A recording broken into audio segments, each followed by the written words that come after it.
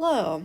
Um, we did not get quite far enough last week for you guys to start working on labs on your own. So instead, we're going to mix up the order a little bit, and I am going to lecture a little bit, but don't worry, I will not lecture all week long because I know that gets really boring. But I'll lecture a little bit every day, and then I'll also have you do some work interacting with each other. So the sub will hand you this giant packet of stuff. You do not have to read it all in one day. Um, as and you don't even necessarily need to read it at all. It's more just there as a reference.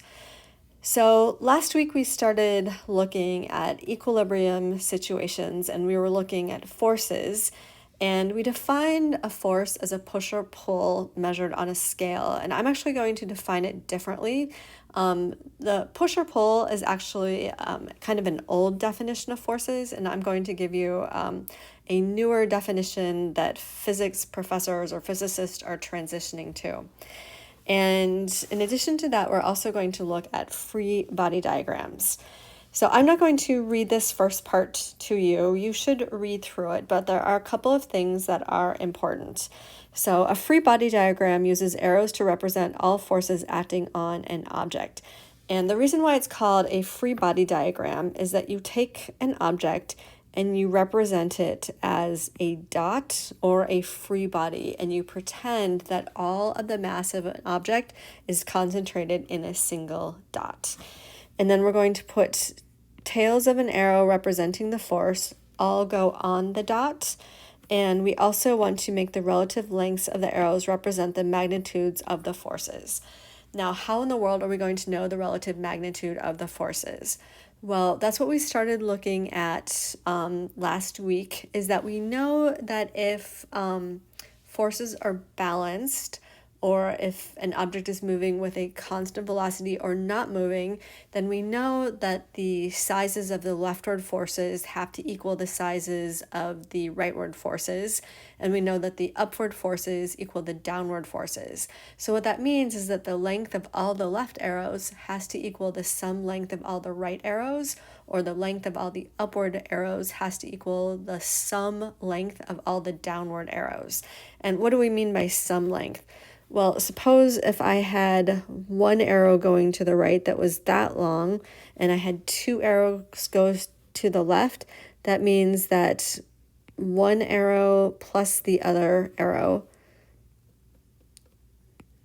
I don't know if I did those correctly, but this length together has to equal this length. Okay. If the object is in equilibrium. If the object is not in equilibrium, then they have to be different lengths. And so that's how we're going to figure out the lengths, is whether or not the object is in equilibrium. So you should read through this. There's some good information, but I'm going to give you kind of the procedure that we are going to use because, as I said, it is a more modern procedure. Although there's still good information in what there I am to read. So I think that I forgot to say this on the handout, but you're going to do a handout where you have to build a systems schema. And what a systems schema is, it's a diagram of all interactions in a scenario or in a phenomenon or in a region of space.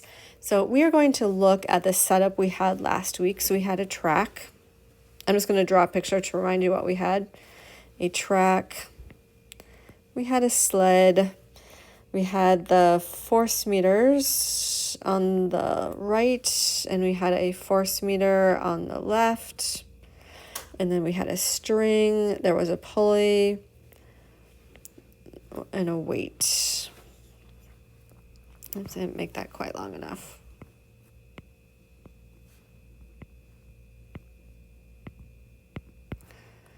Okay, so just to remind you, that's what it looked like. So when we're doing a schema, the first thing that we're going to do is write down kind of every object that is part of the scenario or part of interaction stuff. And I'll give you a hint you want to use a different letter for each object because it will just help you later on. So we're going to have a sled. Oh, so you write the object and then you have to put it in a bubble. People will leave out the bubbles. You can't leave out the bubbles. And I'm going to have a right force meter.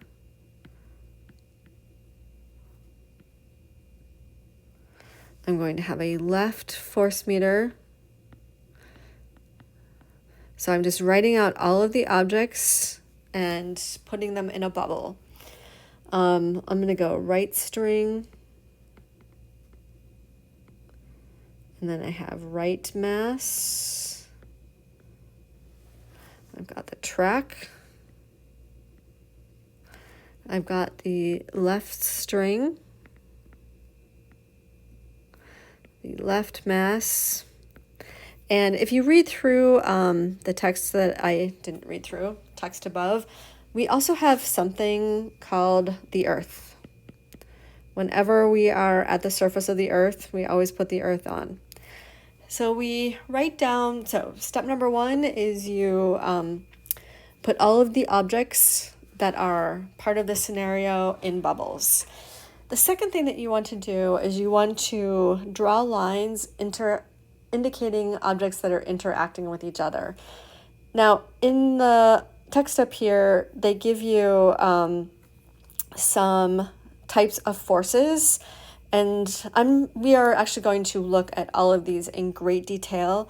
But for right now, I'm just going to have you draw arrows or draw lines between the things that are actually interacting with each other, and that represents a force.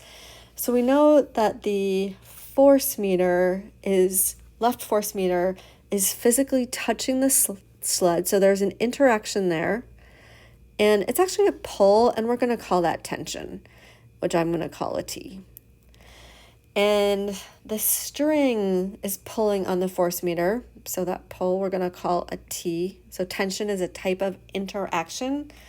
So these lines represent interactions.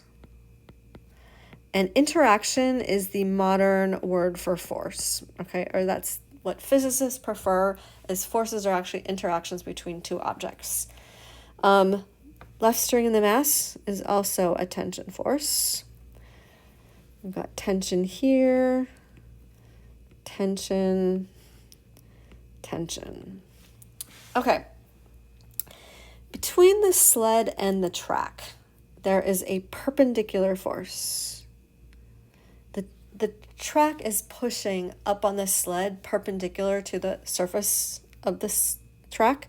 And so I'm going to label that with a perpendicular. Ooh, upside down T does not look good. So I'm going to label this perpendicular force. And we will give that a name, or perpendicular interaction. Perpendicular interaction. And then we also have an interaction between the sled and the earth, and this is known as weight.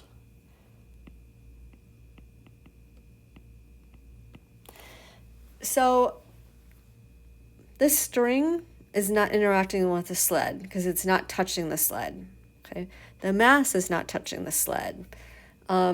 You probably want me to put in all of the interactions between the earth and everything, which we can do that. It's just the diagram gets super messy.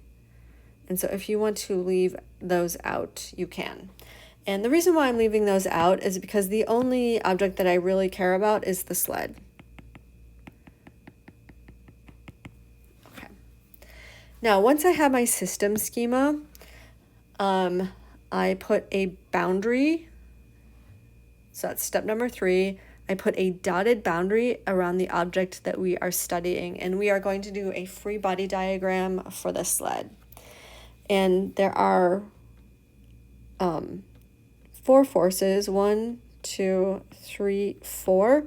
So I need to make sure, or there are 4 interactions. I need to make sure on my free body diagram there are 4 arrows. So I'm going to draw my sled as a dot. So free body diagram for the sled. Sled is a dot. I know the weight always acts towards the center of the earth. So the part that I showed you, we're going to represent interactions with arrows, and the arrows have to accurately represent the direction that the force is acting. And the length should be relative to the size of the force.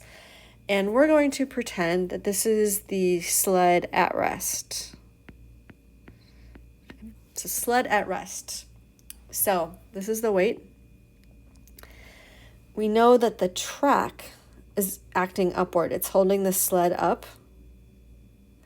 And these have to be the same length because the sled is not moving in the vertical direction. And so we've got a pair of forces. This is the perpendicular interaction. We know that these have to be equal, or that we've got equilibrium in the vertical direction. So the upward force equals the downward force, and so we are going to put on congruency marks. Okay, so that is 2 of my interactions. I also know that the right force meter is pulling this way. And this is tension from the right force meter. But the left force meter is pulling to the left. And I'm not moving. And so I'm going to, again, I have a pair of forces. Ooh, I'm running out of colors. This pair of forces, I've got equilibrium in the horizontal direction. And so I'm going to put 2 hash marks. I'm going to do that darker. So 2 hash marks because I've got equilibrium in the horizontal direction.